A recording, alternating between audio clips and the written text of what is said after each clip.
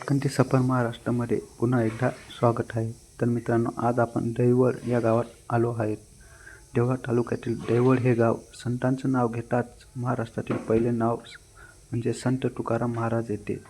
मी पण आज अशाच एक अनोख्या ठिकाणी आहे. ते ठिकाण म्हणजे देवळा तालुक्यातील दैवळ गाव आणि या गावातील एक छोटासा टेकडीवर म्हणजे डोंगरावर असणारे हे संत तुकाराम महाराजांचे मंदिर खूप सुंदर आहे. येथील परिसर हा डोंगराला प्रतिभंडाऱ्या या नावाने ओळखतात आणि ही एक तपोभूमी म्हणूनच ओळखू लागतात. कारण उमराणा गावाजवळ परशुळ धरणामागं असलेला हा डोंगर आणि त्या डोंगरावर असणारे हे मंदिर आता सगळ्यांचे मन मोहून घेते.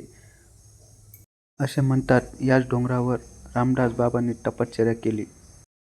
तसेच कित्येक वर्ष ध्यान, भजन, साधना, आरती केली. पण त्या बाबांची एकच इच्छा होती की या डोंगरावर संत तुकाराम महाराज यांचे मंदिर उभे राहावे. आणि नुसतेच मंदिर नाही तर तुकाराम महाराजांचे संपूर्ण भजनी मंडळही म्हणजेच 14 टाळकरी पाहिजे. बाबांनी ठामपणे सांगितले, जोपर्यंत येथे मंदिर होत नाही तोपर्यंत डोंगराखाली उतरणार नाही, असे ठामपणे सांगितले. आज त्याच बाबांच्या इच्छेनुसार हे मंदिर डोंगरावर उभं आहे. मला वाटते हे मंदिर या डोंगरावर उभं आहे महाराष्ट्रातील एकमेव असं मंदिर असावे. संत तुकाराम महाराज त्यांच्यासोबत 14 टाळकरी आपल्याला बघायला भेटतात. याच डोंगरावर रामदास बाबांची समाधी सुद्धा आहे. याच मंदिरावर रामदास बाबांची समाधी सुद्धा आहे. तसेच इथे शनी मंदिर, गणपती बाप्पा यांचे दर्शन आणि महादेवांची पिंडांचेही दर्शन आपल्याला घेता येते. आम्हाला या मंदिराविषयी संपूर्ण माहिती ही रंगनाथ बाबा यांनी दिली. रंगनाथ बाबा या मंदिराचे पुजारी आहे आणि मनोभावाने ते येथील मंदिराची साफसफाई, पूजा, आरती करत असतात.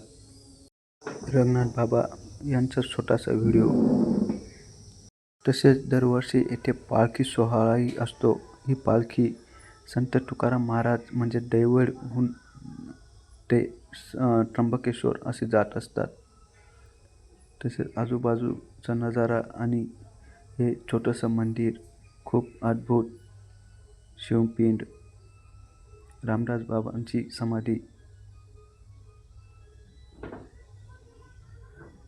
हे महाराज म्हणजे रामदास बाबांची ही. तसेच आपण रंगनाथ बाबांचा नंबरही टाकणार आहोत. 96 45 34 92 61 हा रंगनाथ बाबांचा नंबर आहे. तर कधी आलात तर या नंबराशी नक्कीच कॉन्टॅक्ट करून घेणे.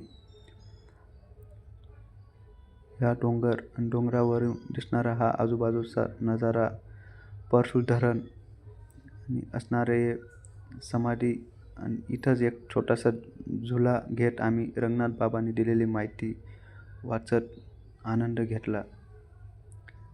हे शनी मंदिर, याचे दर्शन नक्कीच घ्या.